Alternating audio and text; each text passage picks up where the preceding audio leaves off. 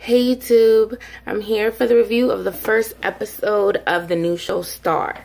And I liked it. It was pretty good. I enjoyed it. I enjoyed the characters, and I mean, you know, every show got its little ups and downs, but for the most part, it was a good show. So starts off, Star is on the phone. She is this poor white girl living in Pittsburgh. I think she's in Pittsburgh at the time, but she's giving us the 8 Mile vibe. You know, she's giving us female Eminem out here.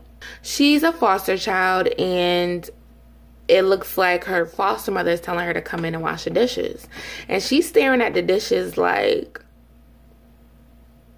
y'all got me fucked up. But she's on the phone with her friend. I forgot her name. No, I wrote it down. But for the whole episode, I kept thinking I was writing down Chocolate Dream. I was calling her Chocolate Dream. She is so fucking beautiful. She is pretty as hell. And what's her name? Is it Alexandria? What the fuck is Chocolate Dream name? Yes, Alexandra. So the girl, she don't want to wash the dishes, and I was like, damn, the sink ain't even full. She was acting like it was a whole bunch of dishes in the damn sink, but she was just like, nah, I'm going back to child services. I'm about to get I don't know, out the system or whatever. So cuts to Lenny Kravitz, and he's this wealthy, was he a music producer? I don't know, but he's a musician, and his daughter is Alexandra. So she's telling him about this girl in Pittsburgh, and you know, she met her on IG, and he's like, oh, you about to have broads trying to use you? And she's saying, like, you know, she created a secret account that, you know, nobody knows who she is. He's talking about he ain't trying to help no white trash from the internet, and I was like, damn, Lenny. Star goes to the you know, the child services office, and she's talking to her worker, and she's like, she needs to find her sister Simone, and that's my name. So I was like, oh, okay. But Simone, she a little off, but she been through some shit. She's begging her to give her the information so she could find her sister, and she's saying that she hasn't seen her in 5 years. So we cut to where Simone is, and she's living with Eddie Winslow and his family.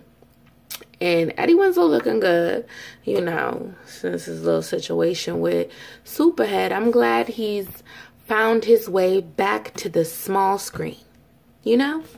So he talking shit, like, I guess she trying to be helpful, and he talking shit like, oh, she thinks she white or something. Like, bruh, you acting up. So but the mother over there, the mother seemed like she's scared. Like, the mother know what the fuck is up, because it looked like he be beating her ass the way she was looking. And then she fucking, so she's saying like she was gonna take them to school, whatever, and then Eddie Winslow talking about like, no, I'm gonna I'll take her to school because he don't gotta be at work till later or something. And the mom just leaves her there like, bitch, she knew what the fuck was up. Star gets the information for where Simone is, and she walks right into the house. I was like, are you fucking kidding me? She walked right up into the house, walks upstairs, and sees her sister being raped by Eddie. That shit was fucked up. That shit was fucked up. So he was raping her. She just laying there, and, you know, her eyes get wide when she finally sees her sister, and she's just telling her, shush, shush. So she goes downstairs. She gets a fucking knife. I was thinking, homegirl, go downstairs, knock on a door or something. But then I guess he would like tell the police. I don't fucking know, because, you know, she wasn't supposed to have the address and whatever. So she comes back up with the knife and stabs Eddie Winslow in the back. She stabs him a few times, and the girl is like, no, no. And then he drops on the floor. He out of it, and they run away. She steals his car, and they are off to ATL to start their music careers. So Star calls up Chocolate Dream, aka Alexandra, and they are they're talking about going to Atlanta, and they go pick her up, and she lives in New York. So they go there, and she lives in this nice building. She looks like, or I guess on what she said, Star said, like, you look like you off the cover of Vogue or something like that. But she did. She looked fly as hell. Alexandra lies about who her dad is. She says that he's a surgeon, and she sees that there's blood on Simone's shirt. She tries to say it was barbecue sauce, but she's like, nah, that looked like blood to me. So Simone is trying to tell, or Star is trying to tell Simone to take off that shirt. This is after Alexandra goes to the bed, to her room. And she's like, no. She's like, it's his blood on his shirt, and now I know I'm free. So, and I wonder how long she's been staying at that particular house. I don't remember if they said it. So they reach ATL, and Queen Latifah is singing in the church. Her name is Carlotta on the show. Star walks into the beauty shop. She just walking in not giving a fuck, because she just like one of them white girls that's like, look, I've been through some shit. I ain't scared. I ain't never scared. So everybody stops what they doing and looking at her like they done seen a freaking giraffe. She's saying that she's looking for Carlotta, and they're like, she's not here. And the girl up front is like, that's my mom. She's not here. And I forget what her name is. I think it's, I kept thinking it was Amina, but I know that's Amina from Love and Hip Hop. Amaya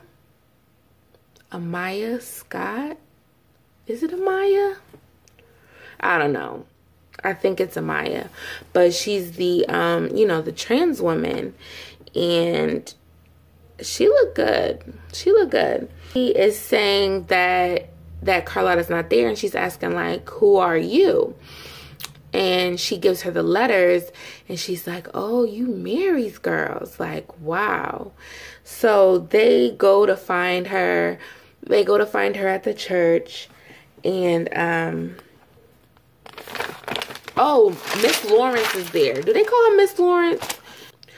Miss Lawrence from, Real Housewives of Atlanta fame was there in the shop. And I was like, y'all better go ahead. Because this is my first time seeing him, like, really act in a show. And then Maya Scott as well. Because I knew that Maya was supposed to be on Real Housewives of Atlanta, and shit, she came up. So look, you doing your thing, boo. You doing your thing. Carlotta is out eating with the girls after church service, because they come to the church and she recognizes them and hugs them. Quincy comes up. Look, he is a fine ass young man. He is cute as hell. He's so cute. He comes through with the, Black Pride shit. My nigga. We here with it. We here. I'm glad that is a role on this show. I'm glad there's a person on here that's like, that's what they about. And they trying to like recruit people for it and like really active in it. I'm really glad they had that. But he has a little connection with Alexandra. And I was like, yes, y'all better get it. So Carlotta is saying, like, if y'all want to stay with me, y'all gonna have to work. Like, ain't no free rides out here. Simone gets to the house and she wants to sleep with Queen. And she's just like, you don't want to sleep with the girls? And she's like, nah, because she's like, Star gonna be singing all night. And Queen take her wig right off and had her little had her stocking cap like that. I was like, all right now, that's that real shit, okay? And like somebody might say like, oh, she's a hairdresser and she's wearing her wig or whatever, because her wig wasn't that impressive. But I know how like some hairdressers be feeling like they don't want to do hair. They don't want to do their own hair. They do everybody else hair for a living, so they rock mad wigs all the time. I mean, not all of them are like that, of course, but I know of some. But they got a wig collection that you would love to put your hands on. I don't know about that red number that Queen Latifah was rocking, but I see what it could have looked like possibly maybe a couple months ago when she first got it.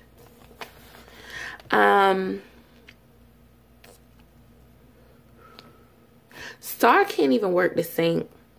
She having trouble. I feel like, come on, girl. So she couldn't turn the sink on. She ends up like spraying the client, and the client walks out. So Lawrence is talking shit about the fact that they got this Caucasian girl working in here. So Star goes off. Star's like, who the fuck you think you talking about? You don't know me. You don't know what I've been through. Or you think because of the color of my skin, you trying to be like, fuck out of here, bitch. Like, you's a racist bitch. But it's like, girl, no. No. Racist? No. Prejudice? Yes. But racist? No. And I feel like as a white girl that's been in the hood, I feel like you probably should have dealt with that already. Like, people just doubting you because of the color of your skin. Because we go through it all the time. But let's not forget, Star is 17. Because she says that she does not want to wait till her 18th birthday or something when she's talking to the social worker in the beginning. To, like, you know, age out of the system or something. So, Alexandra basically says that we're going to have to get our name out there. Like, we need to go to a contest or something. And my girl Maya, forgive me if I'm saying that's not even her name, but my girl Amaya is listening at the window. So she hears what they up to and she hears the club that they trying to go to. So they have their first performance. And the dude announces them as Alexandria, Star, and Simone. Like, otherwise known as Ass. And I was like, wow, that's fucked up. But that is how he said it. And that's basically how the initials was. So they're going to have to put that to Sass. So think of a name for them. They do a good job. They really did a good job. But you know, it was like a dry ass crowd. So Amaya sees them outside and she's saying that they need to work in a strip club because she works in a strip club. And she trying to, she's like, you ain't gonna meet nobody performing in these little bars like that. All the producers be at the strip club. She's like, I could get you in where I work. So Star is like, all right, I'll do it. I'll do it. She don't give a fuck. And I'm just like, God damn, girl. Simone says she don't want to go, and Alexandra is not down for it either. They go back to Carlotta's, and Carlotta, Alexandra tells Carlotta that they went bowling. And she's like, girl, do not lie to me. And Alexandra feels like, why you treating me funny? What's up with you? And Carlotta's like, yo, I peeped you. I read you. I know you running away from something. And I know you not who you portraying to be. Alex goes outside.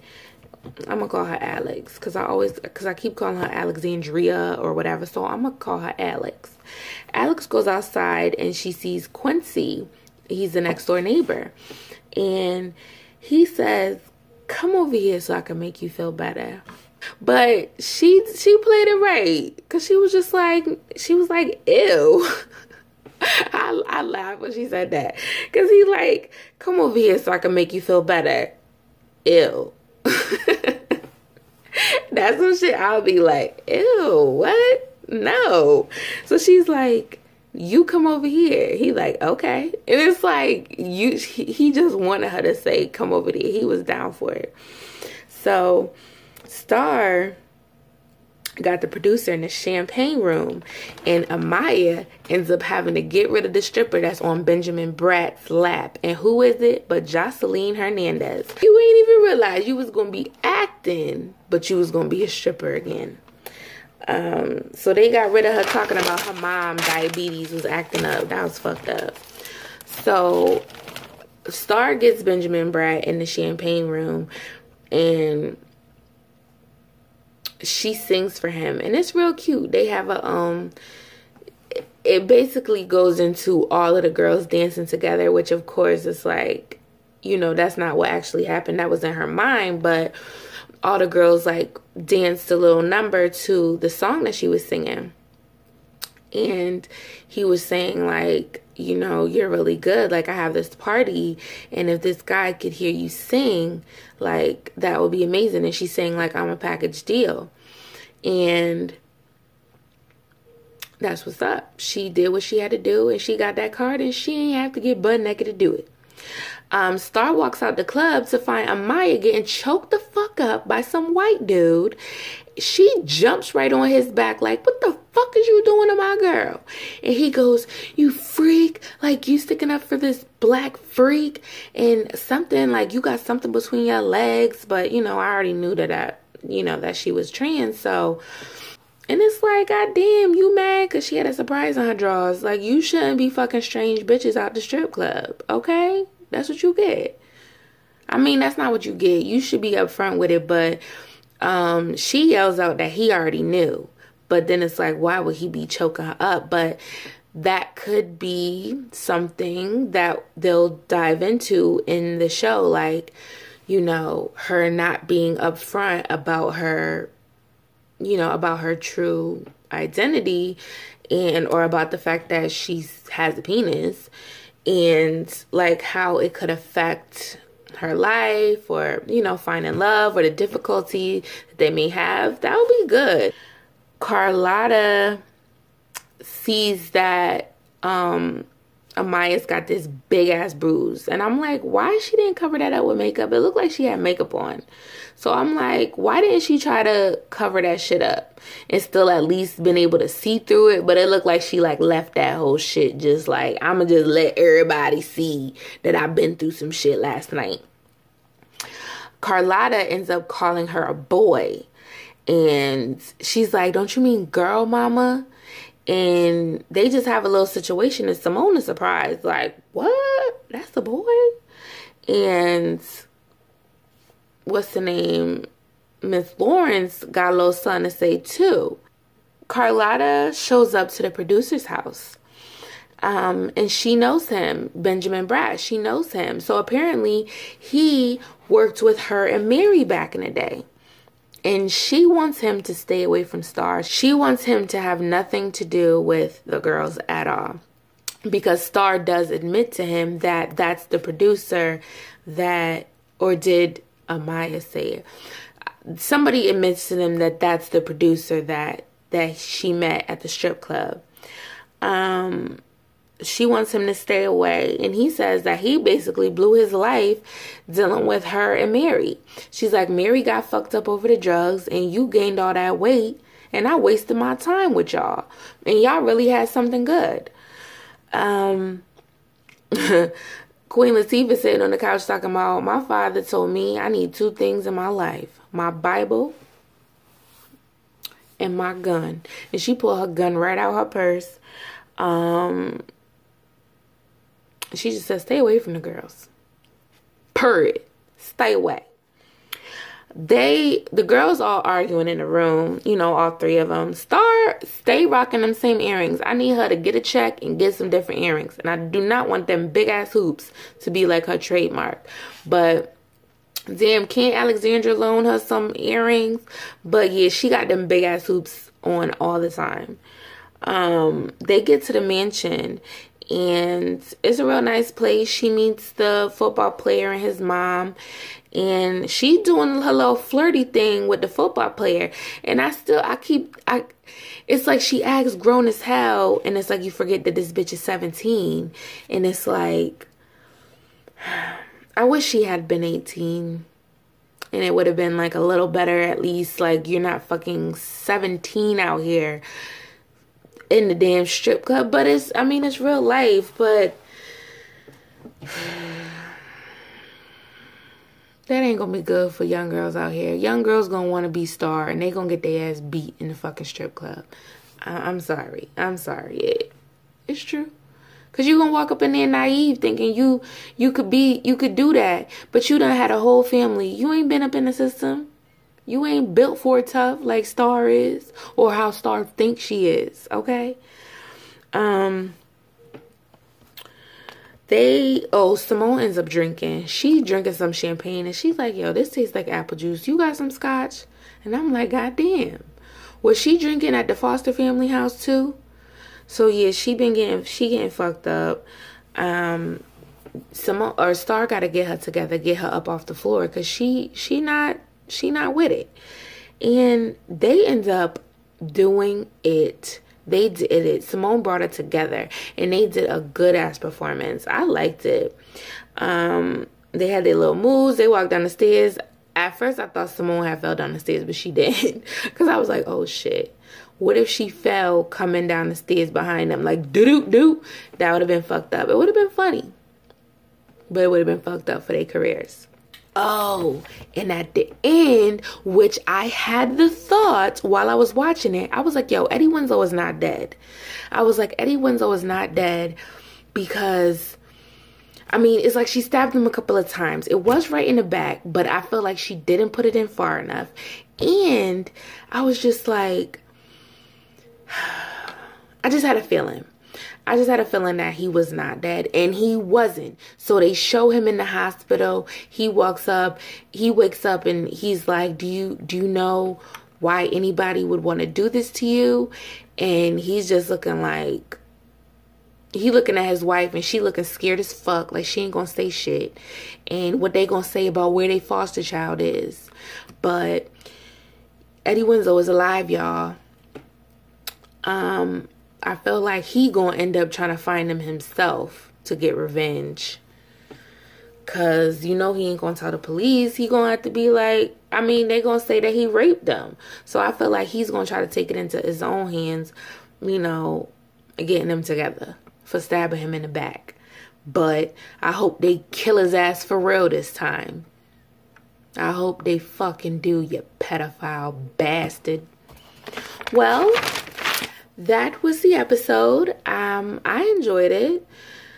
Now it did have its corny parts, but I mean, it's done by fucking Lee Daniels. He's the executive producer or whatever of Empire, and Empire can be corny as fuck sometimes, but it's a good show. It's a good show. I'm so fucking glad to see Queen Latifah. I fucking love Queen Latifah.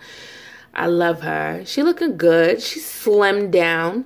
Now, some of y'all might think she big, but look, she's smaller than me. Okay? And I think she looks nice. I like her voice. I always liked her voice. So I'm glad to see her being able to sing. I want to see Lenny Kravitz more. I want him to make a few more appearances. But, you know, we got time. The show isn't coming back till January 4th. So, yeah. I'll be watching it and reviewing it. So thank you for watching, and I'll see you for another review of something else. All right. Have a good day. Peace out.